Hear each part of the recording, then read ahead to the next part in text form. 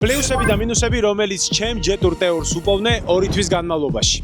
დავიწყოთ. უცნაური სათვალის ჩასადები. ამახანა სათვალის ჩასადები აქვს აი აქ, ჩარჩოზე, თავიდან ეგ ჩავთვალე მინუსად. თუმცა მოგვიანებით აღმოვაჩინე, რომ ეს სათვალის ჩასადები საკმაოდ ჭკვიანურად არის გაკეთებული.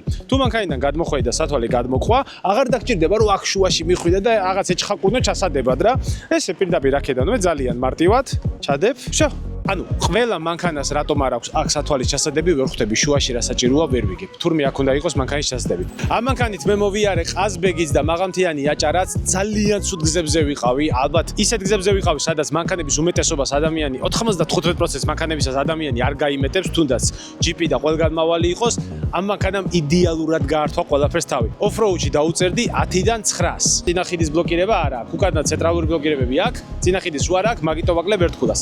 ერთ-ერთი ყველაზე პრაქტიკული რამ, რაც ამ მანქანაზეა გაკეთებული. როდესაც დააპარკინგებ, გადმოხვალ, შუშების აწევა არ გჭირდება, უბრალოდ ჩაკეტე და შუშები თავისით აიწევს. ძალიან კაია. კლიმატ კონტროლის ღილაკები აქვს touch screen-ზე, ცუდ გზაზე სიარულისას ირყევი და ძალიან რთულია რომ ამ ღილაკებს თითი გაარტყა და ხანრაზე გიხვდება, თითი ხანრაზე და ეს რომ დაეტოვებინათ ღილაკებზე, მე დიდი სიავნებით $1000 მეც გადავიხდიდი ამ მანქანაში, უბრალოდ რომ აქ ღილაკები კონდეს, რომელიც კლიმატ კონტროლს გააკონტროლებს. ერთ-ერთი ყველაზე საინტერესო და მაგარი ფუნქცია, რაც აქვს, არის ფანჯრების ავტომატური აწევა. როდესაც ღრმა წყალში გაივლი, ან წვიმა წამოვა, მანქანა ავტომატურად წევს ფანჯრებს.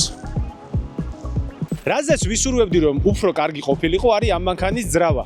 ეს არის 2-დან 0 254 ცხენისძალიანი ძრავა, რომელიც არის ტურბინირებული. აი 30 ცხენის ძალით მეტი რომ კონდეს ამ ძრავს, იქნებოდა იდეალური ძრავი. და საერთოდ V6 თუ ჩადებდნენ ამაში, აი რაღაც ზღაპარი გამოვიდოდა რა. როდესაც ძლიერი წვიმა, ამ მანქანაში რომ ჩაჯდები და დაძრავ, ეგრევე არ უნდა ჩამოწიო ფანჯარა, იმიტომ რომ მარჯვნივ რომ მოუხვევ, ეს წყალი ინერციით წამოვა, ჩამოიღრება სალონში, შენს დაგასვენებს და სალონსაც.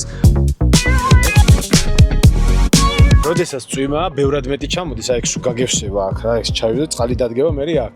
არა, ეხა ბოთლით დავასხით და მაგდენი არ ჩამოვიდა. და ყველაზე დიდი კომფორტი ამ მანქანის რაც არის რამდენად ჩუმია სალონში. მივიღე ესეთი შედეგი.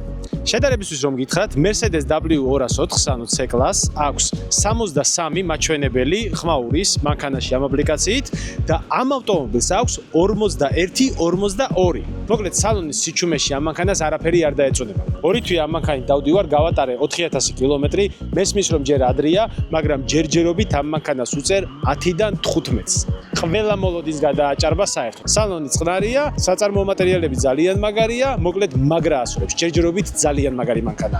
მერმერობით მერე ვნახოთ, შეიძლება რაღაცა კილომეტრების მერე სხვა რაღაცეები ვილაპარაკო, რო გამოჩნდება მინუსები. წარმატებები.